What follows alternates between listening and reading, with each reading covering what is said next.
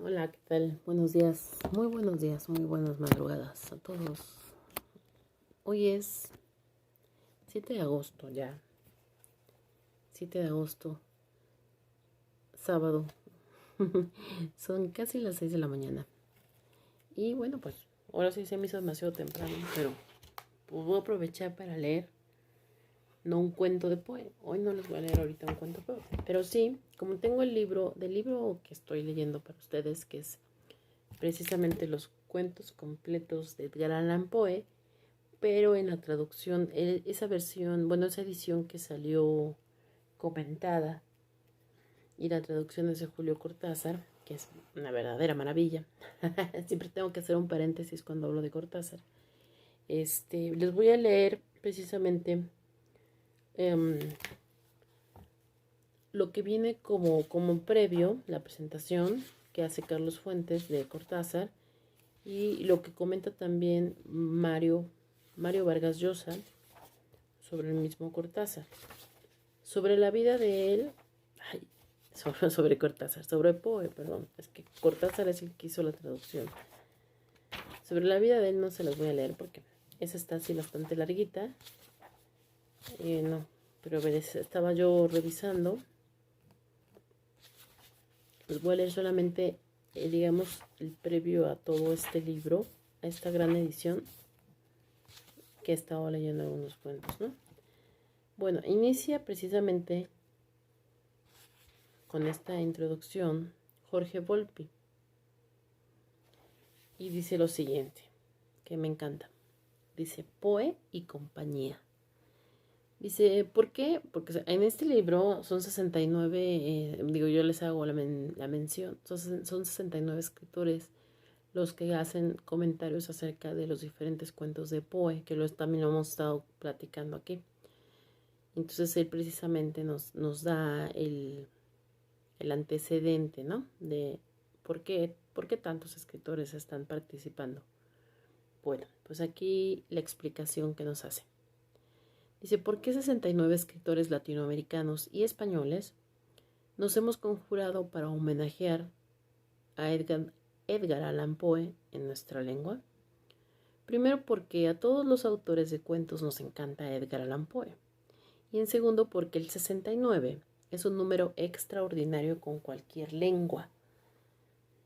Todos somos descendientes literarios de Poe, pues gracias a Poe existieron Chesterton y Baudelaire, Conan Doyle y Maupassant, Lovecraft y Salki, Cheever y Borges y hasta Julio Cortázar, ancestro de los cuentistas que nacimos a partir de 1960.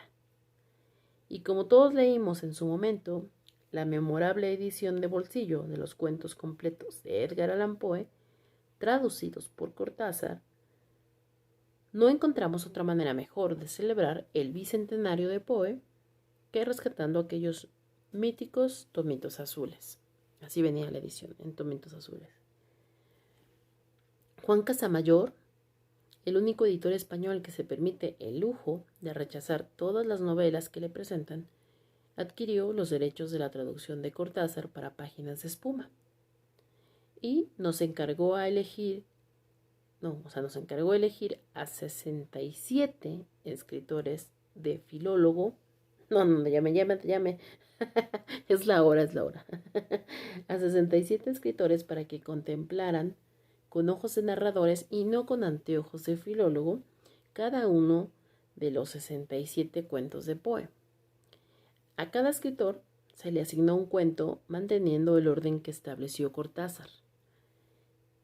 Como toda selección es arbitraria, decidimos invitar tanto a narradores españoles como latinoamericanos, con el único requisito de haber nacido después de 1960 y de haber publicado al menos un libro de cuentos. Admitimos que hay ausencias notables, pero las hemos compensado con presencias maravillosas. Sin embargo, para llegar al gozoso y recíproco 69, contamos con la generosa complicidad de Carlos Fuentes y de Mario Vargas Llosa, quienes prepararon para esta edición sendos prólogos sobre Edgar Allan Poe y Julio Cortázar. respectivamente. Gracias a ellos, esta edición no es solo un homenaje, sino una genealogía literaria, porque todos somos descendientes de Edgar Allan Poe. Somos Poe y compañía. Y lo escribe Jorge Volpi y Fernando Iwasaki en México, Distrito Federal, y Sevilla en otoño del 2008. Esa fue en la presentación. Bueno, más bien el antecedente. Y ahora les voy a leer lo que Carlos Fuentes nos da como presentación a este libro, que también me parece formidable.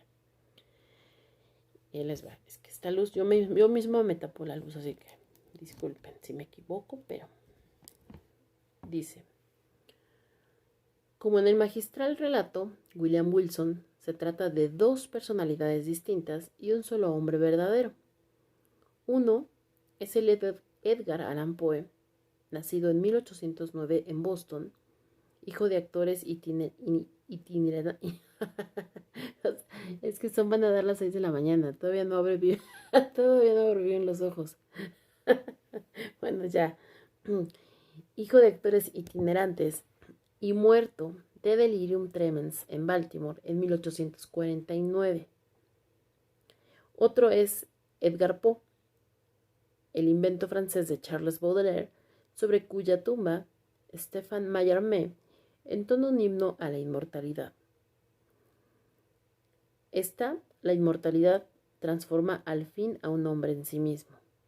No obstante, ambos, Poe, el norteamericano Edgar Allan, y el francés Edgar Poe, siguen escapando a toda definición precisa o restrictiva. ¿Cómo dársela a un hombre que en su vida apenas sobrevivió, fue objeto de ataques y desprecio sin fin, pero que en esta eternidad que le otorgó Mallarmé fue autor favorito de Nietzsche, de Kafka, Valéry y Stanley?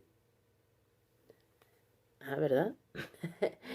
Cito las más famosas palabras de Hawthorne acerca de la dificultad de encontrar el misterio en un país sin otra cosa que una prosperidad común y corriente. Un país sin sombra, sin antigüedad. La imaginación de Poe, como la de Melville, como la del propio Hawthorne, no cabía dentro de esta normalidad incolora e insípida. Desde luego, Poe conocía las obras de la novela gótica inglesa, Monk, Lewis, Anne Radcliffe, y la literatura romántica alemana de misterio, Tieck, Hoffmann, y no encontrando en su patria común y corriente los escenarios de su imaginación, los situó a las orillas del Rin, en los castillos de Inglaterra y en las calles de París. Con qué velocidad, sin embargo, intuyó Poe que los escenarios de sus cuentos no contaban que el paisaje verdadero de su imaginación era el de su propia alma, y que en esa alma no había una soleada prosperidad común y corriente, sino la sombra y el misterio. Nuevamente, déjenme colocarme bien el libro. Como en La letra escarlata y Moby Dick, un escritor de fundación norteamericano busca la cara nocturna de la vida, la noche del alma que Boston, Richmond o Baltimore le niegan, pero que su propio corazón delator le revela. Menos ligado, desde luego, que Hawthorne o Melville a las circunstancias sociales o históricas de Estados Unidos. Poe desciende a los infiernos sin fondo de su propio espíritu y ahí encuentra un terror ante nuestro destino. Terror a ser encerrado detrás de un muro sin salida. Terror de vivir sin el ser amado.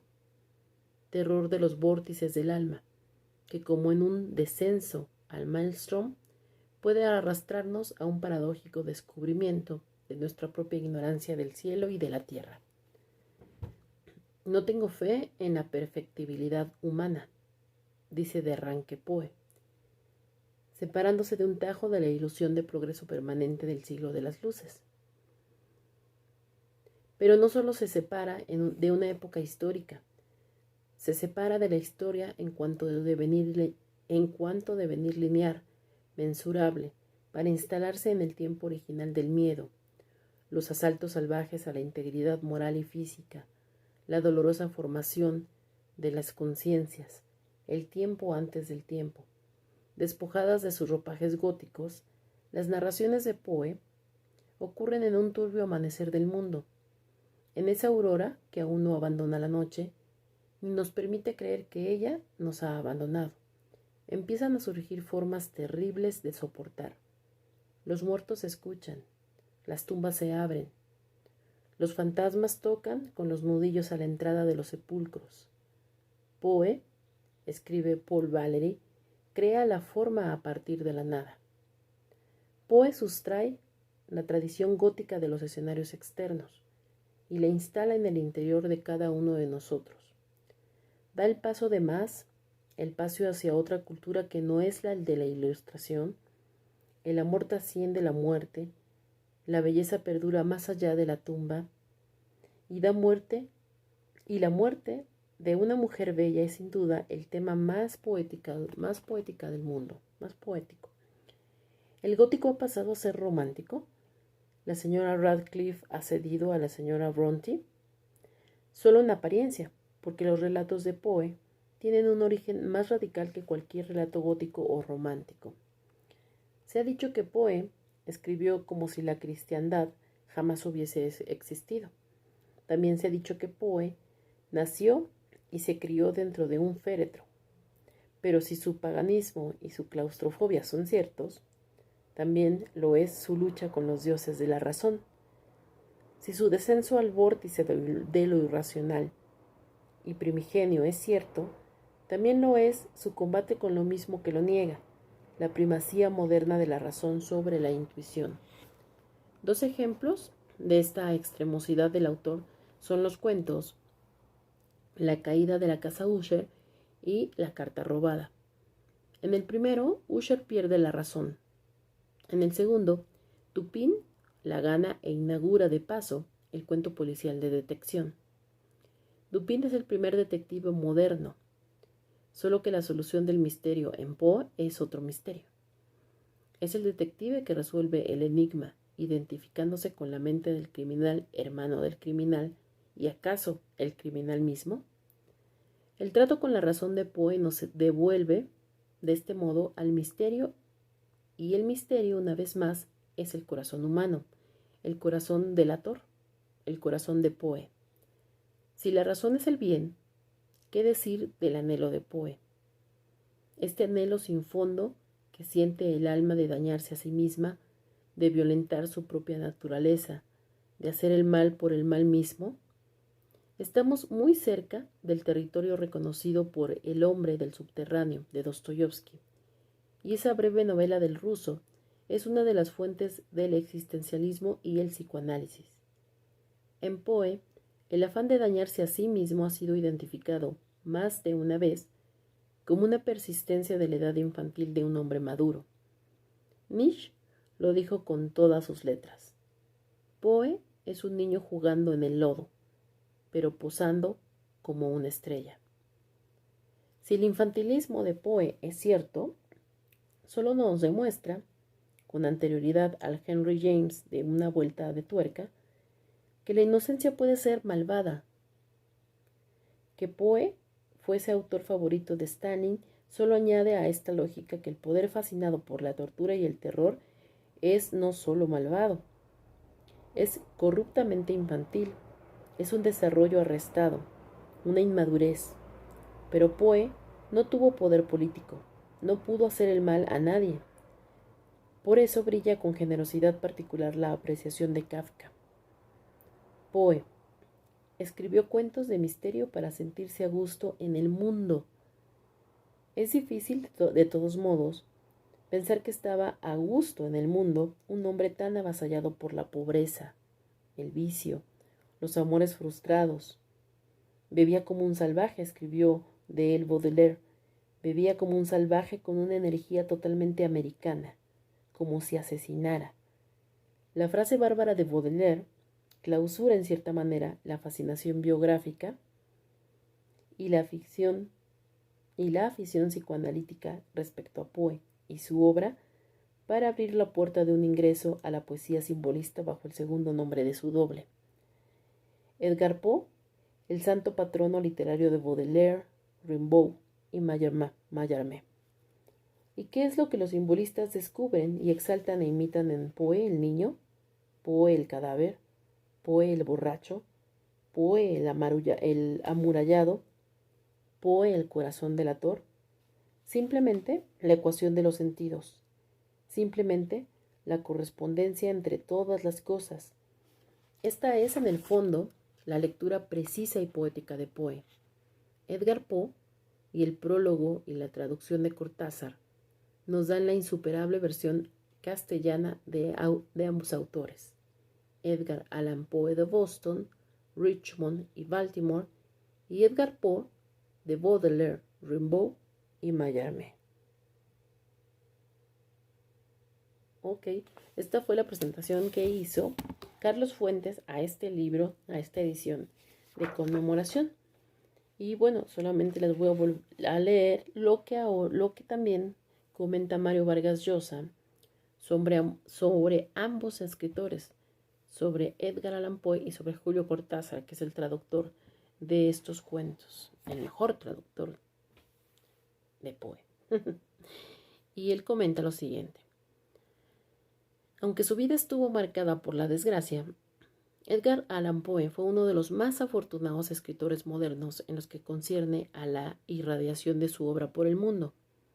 En Francia, sus cuentos deslumbraron al poeta más grande del siglo XIX, y Charles Baudelaire no solo los vertió al francés en una recreación maravillosa, sino que sus traducciones contribuyeron de manera decisiva a la popularidad que la obra de Poe alcanzó en toda Europa. En español, el cuentista y poeta norteamericano tuvo el privilegio de que toda su obra en prosa fuera traducida por Julio Cortázar, uno de los mejores escritores de nuestra lengua y un traductor excepcional. Muchas veces me pregunté a qué circunstancias o factores se debió el hecho de que Cortázar dedicara 2 años de su vida, trabajando a tiempo completo, a esa extraordinaria mudanza que llevó a cabo de la obra de Poe al español. La razón primera, claro está, fue la admiración que sintió desde muy joven por el gran escritor que fue Poe. Pero la razón práctica solo la descubrí años después de leer con pasión los cuentos de Poe en su versión cortázariana, mientras enseñaba en la Universidad del Río Piedras en Puerto Rico.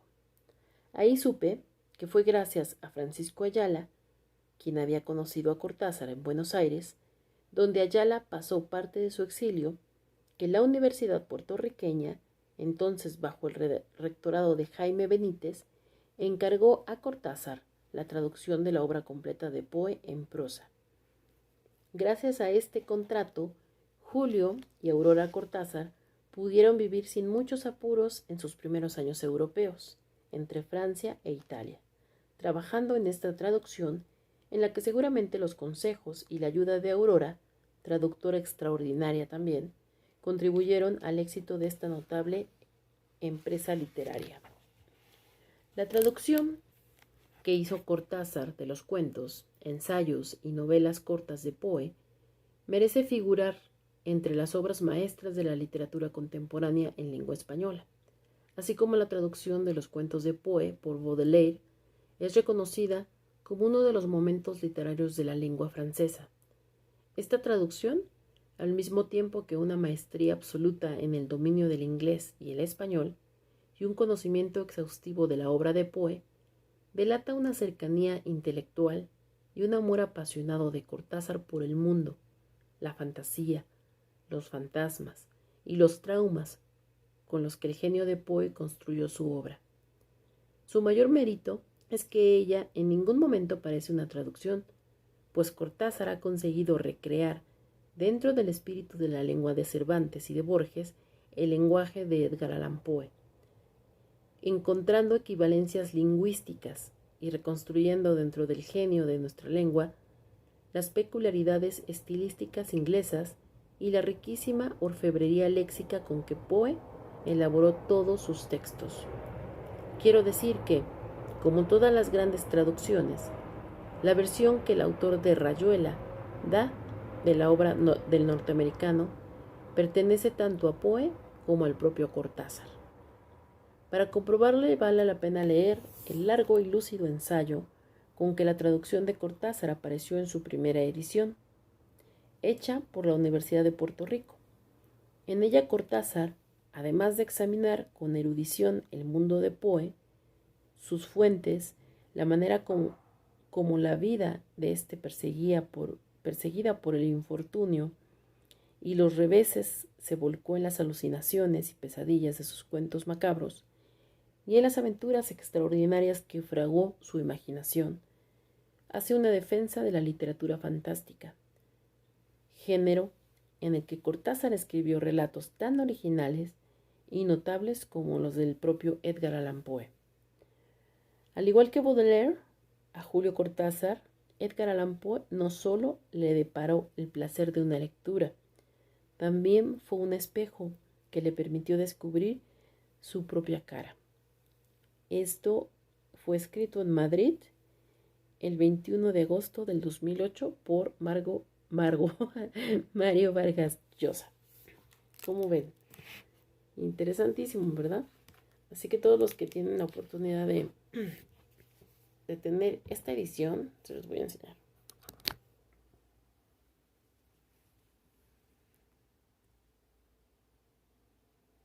Edgar Poe, Cuentos Completos, es una edición comentada.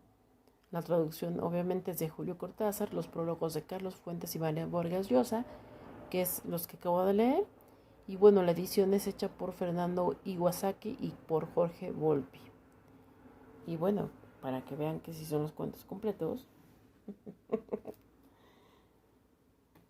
Aquí están. Obviamente sí faltan algunos, ¿no? O sea, algunos, sobre todo ensayos, ¿no? Pero bueno, vale la pena que le echen un ojito. Si tienen oportunidad, que lo compren. Y que se den el gusto de leer estos admirables cuentos en la traducción de Julio Cortázar. Claro está. Y bueno, pues ya, siendo las 6:13, ya me dio sueño. No, no es cierto. Sí, me acabo de despertar. No, ya los dejo. Espero que escuchen estas maravillosas letras de estos escritores. Y si no, pues no, y ya. Porque escuchan y no comentan nada, parecen unos mudos. Lo curioso es que luego sé que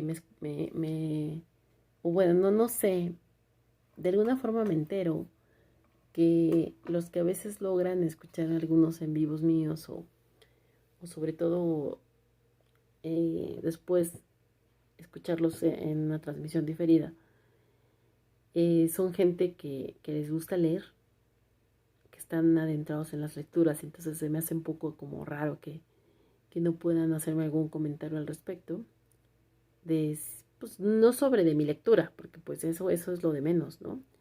Sino de las lecturas, pues, como tal, en este caso de Poe, de Cortázar, de Mario Vargas Llosa, de Carlos Fuentes, en otras ocasiones de Alberto Ruiz Sánchez, de tantos y tantos que he tenido oportunidad de leer con ustedes o para ustedes. Pero bueno, pues de todos modos, quien calla, calla. Los dejo. Espero que tengan un espectacular día de sábado. Yo empiezo bien con Poe, pero pues ya a seguirle. Chao.